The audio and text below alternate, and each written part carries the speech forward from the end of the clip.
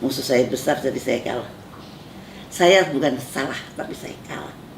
Jangan ngomong dulu kalau ini human to human. Saya akan buktikan. Dan saya membuktikan virus saya tidak menular. Hasilnya menang kita. Iya. Tapi ibunya Di penjara. Ironis ya, saya nyetop flu burung tidak pakai vaksin, tapi pakai politik. 5, 4, 3, 2, 1, close the door. Baik, saya sekarang sedang bersama dengan Ibu Siti Fadilah, mantan Menteri Kesehatan Republik Indonesia yang pernah berjuang untuk melawan flu burung SARS, Bu ya, itu pada tahun 2005. Oke. Dan di sana kalau saya baca semuanya, Bu, Ibu ini sebenarnya sebagai seorang pahlawan yang berhasil menghilangkan flu burung di Indonesia dan di dunia, itu benar nggak, Bu? Jadi membatalkan penetapan pandemi flu burung oleh WHO. Membatalkan Ya, penetapan pandemi. Ya. Oh ya, oke. Tapi Bu, sebelum ke sana, Bu, Ibu di penjara saat ini.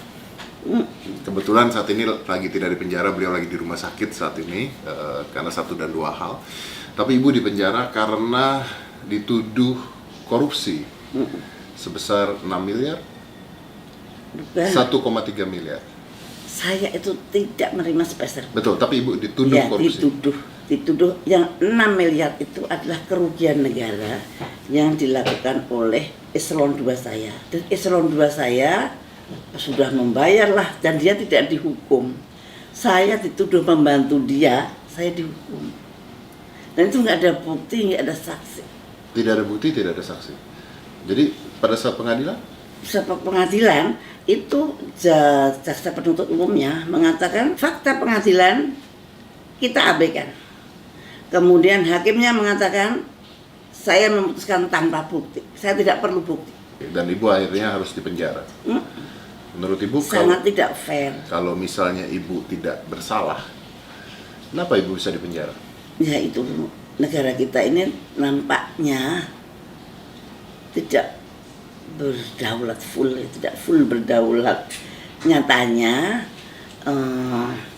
saya ngerasain sendiri ya bahwa lembaga hukum kadang-kadang masih dipakai untuk suatu kekuatan tertentu, bisa untuk mengatur orang yang tidak mau diatur, kemudian dicari-cari salahnya, nggak ada salahnya dibikinin perkara. Artinya karena Ibu tidak bisa diatur, Bu ya? Ya, mungkin saya dikatakan tidak bisa diatur oleh siapa saya nggak tahu.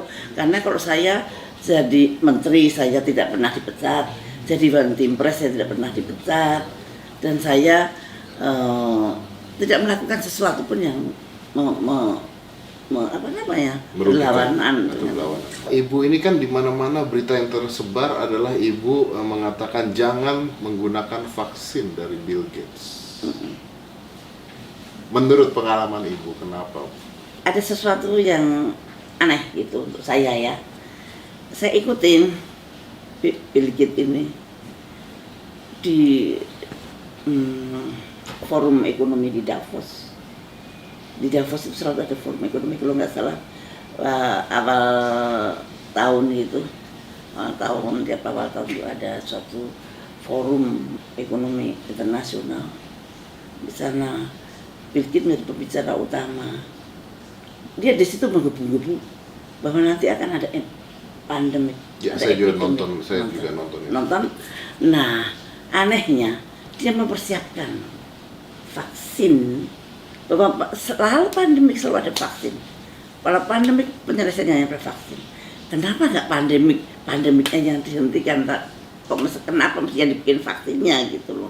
Mau ya jangan sampai terjadi pandemik. Gitu. Satu, ini kan bukan dokter dia itu. Dia nggak pernah sekolah kedokteran.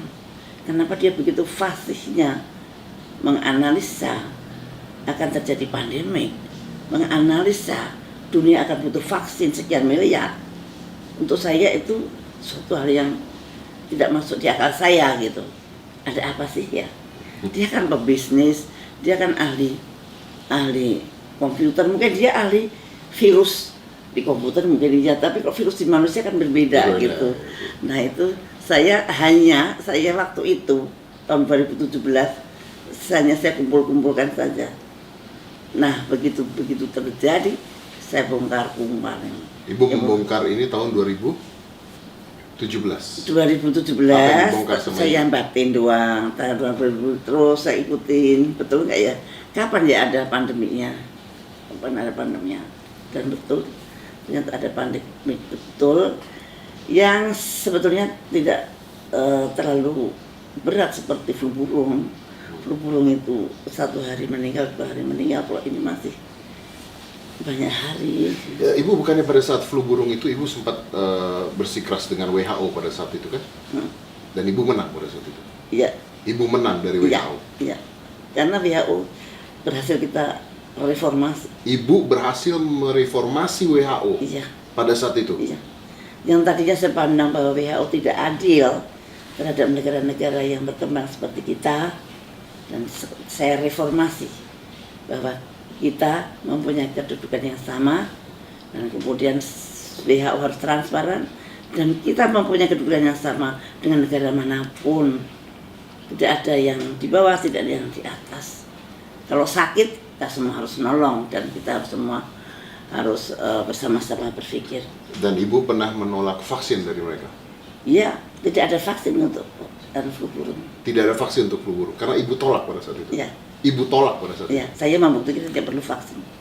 Saya membuktikan bahwa virus flu burung tidak menular. Pada waktu itu WHO sudah berkuar-kuar mengatakan flu burung itu menular, human to human transmission. Sudah masuk CNN, sudah digempurkan kemana-mana, seperti Wuhan. Tapi saya nggak mau. Jangan ngomong dulu kalau ini human to human. Saya akan buktikan. Dan saya membuktikan virus saya tidak menular. Ini gambarnya virus saya, ini bentuk virus saya. Nah itu kemudian, dan saya protes juga ke PBB, sehingga kemudian terus stop. Setelah itu stoplah. Stop vaksin? Ya, stoplah flu burung. Stop flu? Saya nyetop flu burung tidak pakai vaksin, tapi pakai politik. Ibu Ibu menyetop flu burung tidak dengan vaksin tapi dengan politik. Yes. Artinya flu burungnya hilang sendiri. Kalau di ekonomis saya dikatakan saya adalah menyelesaikan pandemi flu burung dengan transparansi. Kalau Ibu mengatakan seperti itu, artinya flu burung pada saat itu bisa dihentikan karena politik yang Ibu lakukan, artinya bisa diatur kapan berhentinya virus. Tidak. Begini, dia merencanakan ada pandemik. Kemudian saya bisa memotong, no, nggak akan ada pandemik di sini. Tidak ada human to human transmission. Pandemik itu selalu kalau ada human to human transmission, ya itu ada pandemi. Iya, betul. Dan pada saat itu vaksinnya mau dibuat dan dijual ke Indonesia. Ya. Dan kalau itu dijual ke Indonesia dengan harga mahal, kita harus ngutang. Kita harus ngutang lagi. Kita harus ngutang untuk membeli vaksin. Yes. Dan Anda menyetop itu tanpa vaksin Indonesia bebas dengan flu burung. Iya, sampai sekarang. Sampai sekarang. Ya. Oke. Apakah Ibu berpikir bahwa coronavirus, disease 19 atau COVID-19 It's something like that. is something like that? Saya bisa lanjut. Hampir sama. Setiap pandemik kemudian munculnya adalah Obat, vaksin dan obat. Apalagi seperti sekarang ini ramai banget kayak pasar malam gitu. Nah, itu bisa ditebak gitu. Bisa ditebak. Kalau orang itu tidak siap sebelum pandemik, semua orang pasti bingung. Oke. Ini ada sekelompok yang malah siap vaksinnya gitu. Nah itu. So you're talking about business. Ya, bisnis. Kalau pandemik itu munculnya adalah bisnis vaksin atau komersialisasi vaksin, maka bisa dipastikan akan terjadi pandemik yang akan datang. Hati-hati. Kalau ada komersialisasi vaksin diperjualbelikan, artinya virus diperjualbelikan, maka pasti si industrialis vaksin ini akan menyusun kekuatan baru untuk mengadakan pandemik Berikutnya. Karena panen, kalau pandemik panen. Dan nanti kan dia bikin pandemik terus loh. Ya, ada keuntungannya sama seperti kalau perang kan sebenarnya jual beli senjata dan sebagainya, makanya akhirnya jadi menurut Ibu bahwa ini adalah biowarfare? Ya, tapi saya tidak bisa membuktikan. Tidak bisa membuktikan. Ya. Apakah Ibu merasa bahwa virus ini dibuat oleh sekelompok tertentu? Mungkin saja. Mungkin saja. Mungkin Cina itu korban, Amerika juga korban. Kalau Cina korban, Amerika juga korban, berarti ada kelompok yang membuat. Bisa jadi. Kemungkinannya menurut saya itu perkiraan saya. Belum tentu betul, belum tentu benar. Belum tentu salah, belum tentu benar. Ya. Tapi kalau menurut Ibu sendiri, ketika ini kan virusnya sudah ada. Kita Indonesia harusnya seperti apa kalau seandainya Anda saat ini adalah Menteri Kesehatan? Indonesia harus mandiri, membuat vaksin sendiri kalau perlu vaksin. Kalau nggak perlu vaksin tidak perlu dibuat. Kita juga, orang Indonesia itu antibodinya tinggi pada waktu flu burung. Itu antibodi orang Indonesia itu sangat luar biasa. Jadi. Dan kita mampu buat vaksin sendiri, Bu? Oh, Pak, mampu lah. Tidak perlu beli. Ekman bisa, Surabaya juga bisa. Kemudian BPPT Jogja juga mungkin bisa. Tapi sekarang fokusnya di Ekman. Menurut saya yakin mereka bisa. Ibu yakin kita mampu membuat vaksin sendiri. Jadi tidak perlu bergantung dengan mereka yang menjual vaksinnya. Iya. Oke. Ini yang agak ditakutin atau dikhawatirkan oleh CEPI. CEPI itu adalah Coalition for Epidemic Preparedness Innovation. Ini yang bentuk juga Bill Gates. Jadi hampir semua lembaga yang akan membuat vaksin itu semua disupport oleh beliau. Nggak ada yang tidak di seluruh dunia ini. Di seluruh dunia. Tempat-tempat pembuatan vaksin ini hampir disupport oleh Bill Gates menurut Ibu. Iya. Jadi Ibu mencurigai bahwa ini adalah buatan dia? Saya tidak mencurigai, tapi orang bisa berpikir sendiri. Orang bisa berpikir, ngapain sih? Kalau Anda semua orang Anda support, bukan mesti maksudnya Anda supaya nurut ya sama kita gitu. Atau at least menghormati yang Newport dong. Nggak, tadinya ada yang Newport, tiba-tiba dia dengan sangat dermawan dan beliau kan filantropis. Yang penting Indonesia harus mandiri, bisa bikin vaksin sendiri, bisa bikin rapid test sendiri, bisa bikin swab test sendiri, bisa bikin primer sendiri. Dan kita mampu? Mampu.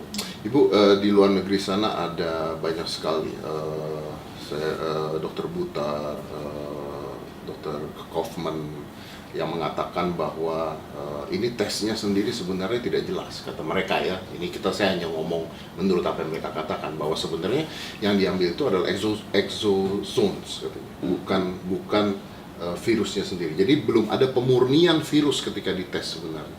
Jadi artinya mereka bertanya apakah virusnya ini benar-benar virus ada, atau tesnya sudah spesifik. Bahkan swab test pun dikatakan tidak spesifik kalau di luar, menurut beberapa orang dokter. Apakah itu mungkin? Jadi gini, pada waktu PCR itu kan ada primernya. Primer itu suatu parameter. Kalau di dalamnya ada plasmid, nanti kalau spesimen kita cocok dengan dia, nah berarti virusnya itu ada yang sesuai dengan plasmid. Betul. Tapi yang kita saat ini itu kita beli dari luar semua. Kita bisa beli dari Amerika. Waktu itu kan Menteri Kesehatan bilang, kita beli kok semua dari Amerika. Artinya membuat primer dari virus dari Amerika.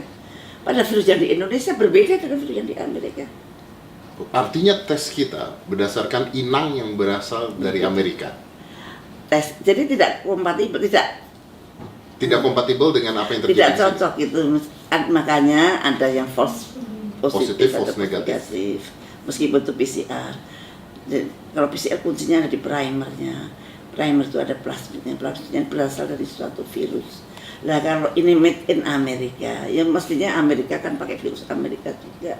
Mana mungkin Amerika tidak cari virus kita, terus pakai virus negara tersebut. Terus dikirim ke kita untuk ngecek virus kita. Lah, virus dia kenal nggak dengan virus kita? Ada yang kenal, ada yang tidak. Itu tidak semua kenal dengan plasmidnya primer ini. Jadi artinya pengetesan kita masih tanda tanya. Ya kurang pas lah, kurang tepat lah. Tepatnya kalau pakai alat kita sendiri yang berbasis virus kita sendiri. Kita banyak ahli kita yang pinter-pinter. Cuman butuh political will, dana. Fokuskan sekarang dana untuk riset itu. Yang selama ini riset selalu mendapat dana yang kecil, kemudian mengharapkan bantuan dari asing. Bantuan dari asing itu menggetarkan, menggoyahkan hati dari persit-persit itu. Untuk nasionalismenya itu juga bisa bergoyang, karena mau yang perhatian malah orang asing, mengasih dana orang asing. Lama-lama dia lupa mana induknya, mana semangnya. Nah ini yang Indonesia itu riset itu masih terlalu kecil, padahal itu penting sekali. Kalau ibu mengatakan bahwa ibu pada saat itu di penjara akhirnya karena sebuah tuduhan korupsi, artinya kan semua yang ibu katakan itu mengandung resiko. Artinya ibu dijebloskan karena sesuatu sebenarnya. Itu yang ibu percaya? Ya menurut saya mempunyai suatu sikap itu mengakibatkan saya di penjara. Tapi saya tidak menyesal karena sikap saya adalah untuk melindungi rakyat saya. Saya berbuat itu adalah bukan untuk saya. Saya dapat apa? Karena aku nggak dapat apa-apa. Saya lakuin. Tapi saya yakin saya melindungi rakyat saya. Dan ternyata bukan Indonesia saja yang terlindung. Ternyata pandemi itu gagal. Satu dunia. 2006 iya.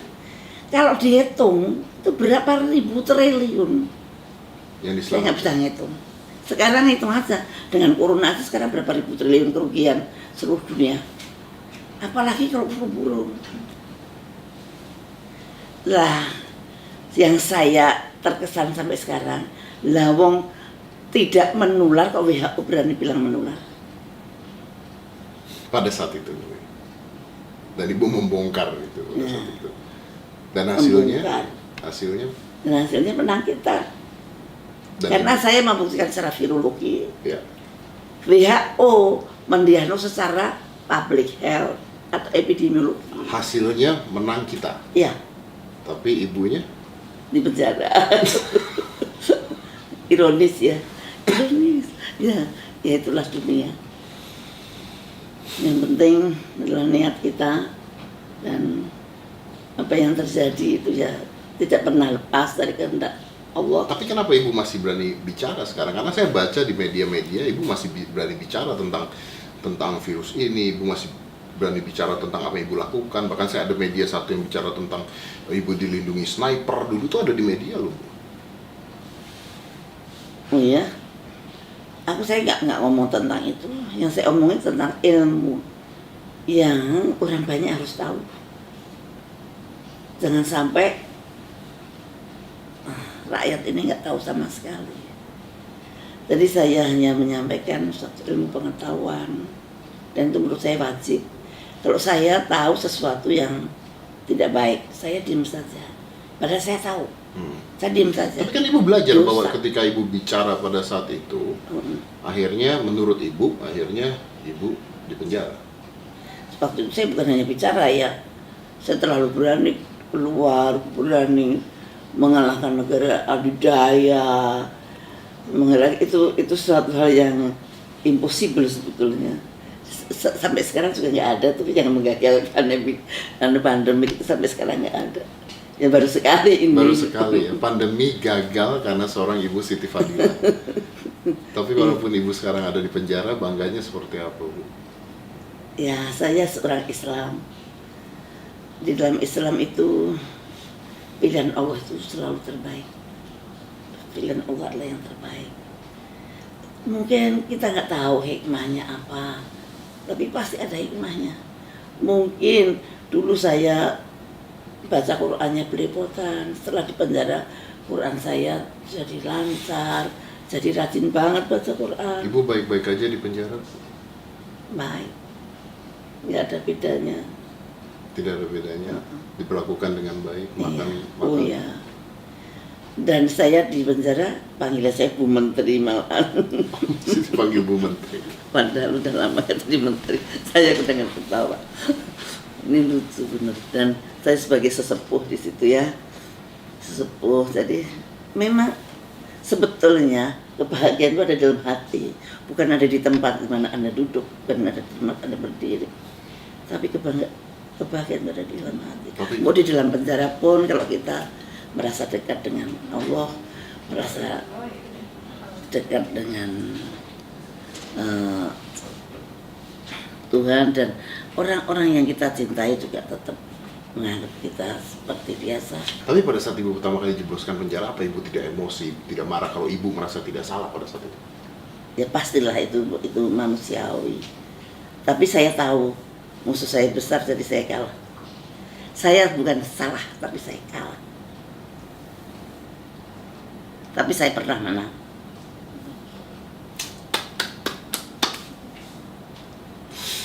Kalau dulu saya dibilang Pak Karni Ilyas, saya pernah, waktu itu belum ada ILC, tapi dia wawancara begini, lebih baik jadi harimau satu hari daripada jadi kambing seumur hidup. Dan Ibu pernah jadi harimau. Ya. Sekarang jadi kambing apa? Sekarang Ibu berapa lama lagi, Bu, kalau boleh tahu, Bu, masa tahanan Ibu berapa lama lagi? Nanti Oktober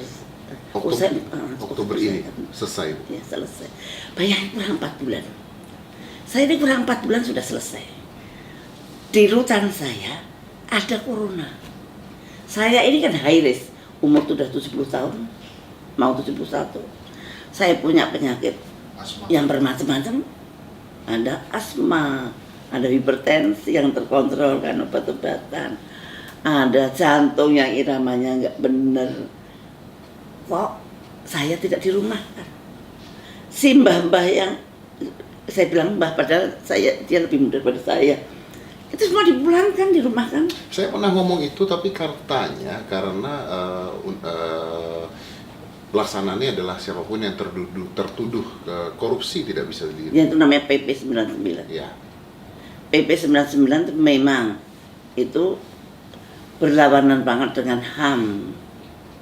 Kalau di seluruh dunia semua WPP itu semua napi mempunyai hak yang sama. Ini enggak, tidak mempunyai hak sama, itu korupsi, narkoba, teroris. Nah, yang tiga ini tidak dapat remisi sehari pun. 4 tahun ya 4 tahun. Nah, sekarang ini kurang 4 bulan. PP 99 kan dibuat tidak pada keadaan pandemik. PP 99 kan dibuat pada keadaan normal. Kenapa juga diberlakukan pada keadaan pandemik? Seharusnya enggak dong. Pandemik itu adalah darurat, kegawatan kesehatan masyarakat. Nggak boleh menaruh orang yang high risk di dalam zona, di dalam rutan atau lapas. Ada orang yang setua saya dengan high risk begini, dibiarkan saya di dalam. Melanggar HAM itu. Dan saya heran, takutnya kok takut banget sih sama PP 99, lebih takut PP 99 pada Tuhan. Lah, PP 99 yang bikin sama orang-orangnya juga pernah jadi tersangka tuh kabur ke Australia tuh kemana nggak tahu. Lah kok malah takutnya bukan main. Saya tahu PP 99. Aku heran loh kalau yang takut tukang becak nggak apa-apa. Loh kok sampai wong sing paling tinggi dhewe juga takut sampai PP 99. Aku nggak ngerti. Ini dunia ini aneh juga sebenarnya. Tapi tinggal 4 bulan lagi Bu ya. Begitu Ibu keluar nanti, apa yang akan Ibu lakukan? Saya mengalir seperti air yang mengalir seperti apa. Yang jelas saya akan tetap konsisten untuk menyuarakan kebenaran dan semuanya untuk rakyat. Apapun saya ingin mensejahterakan rakyat Indonesia. 5, 4, 3, 2, 1, close the door.